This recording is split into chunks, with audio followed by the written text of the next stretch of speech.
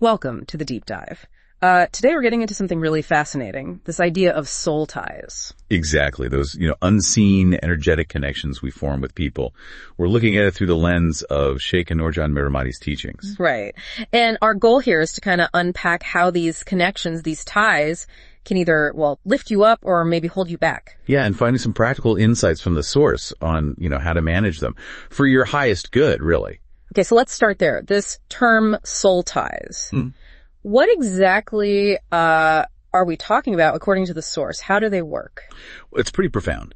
The teachings explain that everything, absolutely everything, is interconnected on a really deep energetic level. Like energy fields connecting. Sort of, yeah. Think of it like quantum entanglement in physics, where particles get linked, and what happens to one instantly affects the other, no matter how far apart. Okay, I think I follow that.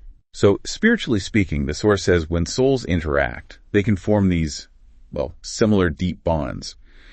And the core idea is connection is transformation.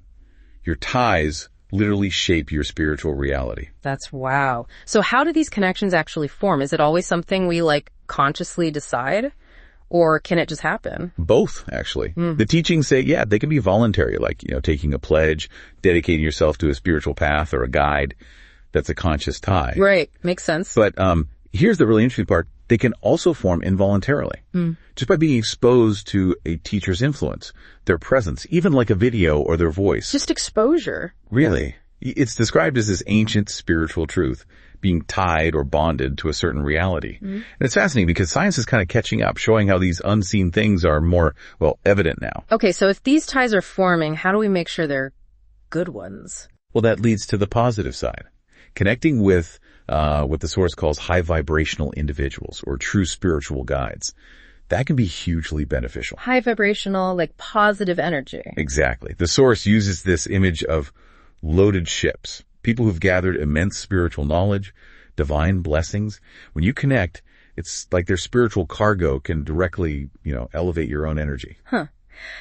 The source also has that analogy about planets orbiting the sun, where love is like gravity pulling souls towards spiritual lights. Yes, precisely. Love is the gravity. And the teachings explain how drawing near to Prophet Muhammad, peace and blessing be upon him, or his holy family or his companions, it allows you to receive immense love and generosity from Allah Almighty. So it's like a system. Loving who they love connects you. It's exactly that. It brings you closer to their essence, their blessings. It helps you uncover that divine light within yourself. And it mentions a secret doorway, not a physical place, but the heart. Right. Especially the hearts of these, enlightened beings. That's where Allah Almighty's presence truly resides, according to the teachings. Connecting there, heart to heart, that opens up just infinite potential for your own growth. Okay, but there has to be a downside too, right? Absolutely. And it's crucial to understand this. Negative soul ties, the teachings are very clear. Spending time with, let's say, bad people or those with harmful intentions. Yeah. It can lead to, and this is the source's phrase, quantum entanglement in a really bad way.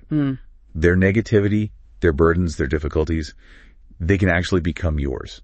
It pulls you down. That sounds heavy. So what stops us from just having good connections? The source talks about the ego, right? It does. The ego is highlighted as this powerful force. It's constantly trying to break your beneficial bonds, especially with spiritual guidance. How does it do that?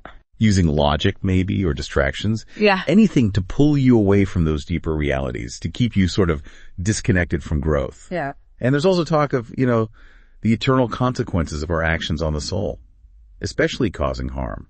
There are no excuses. The weight is immense. Right. And it's also mentioned that genuine spiritual guides often, they retreat from hostile or aggressive environments to protect their hearts, which are described as very sensitive. Which makes it harder for people to find that real guidance if things get, corrupted. Exactly. So, okay, this is a lot to take in. What can we actually do? How do we make sure our ties are supportive? How do we, cut the ones that aren't? Well, the core advice seems to be focusing inward, on inner purification. Good manners, humility.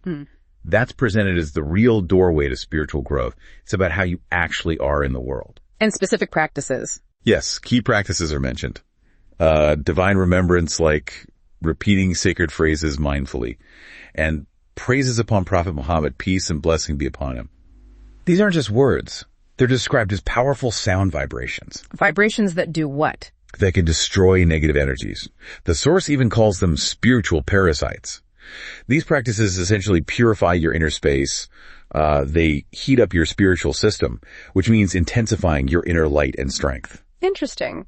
Anything else? Yeah, also diet and exercise. Supporting your physical body to enhance spiritual strength, especially when you're dealing with challenges from outside. And, crucially, meditation and contemplation. Why are those so important? Because they help you perceive the unseen stuff, the growth, the blessings being deposited on your soul. Seeing that, even subtly, inspires you, gives you that zeal and commitment to keep going. So it really sounds like our choices are paramount. Who we connect with, how we tend to our own inner garden, so to speak. Absolutely. We've covered a lot about the profound impact of soul ties. It's clear you're constantly forming these connections, consciously or not. So maybe the question to leave you with is this.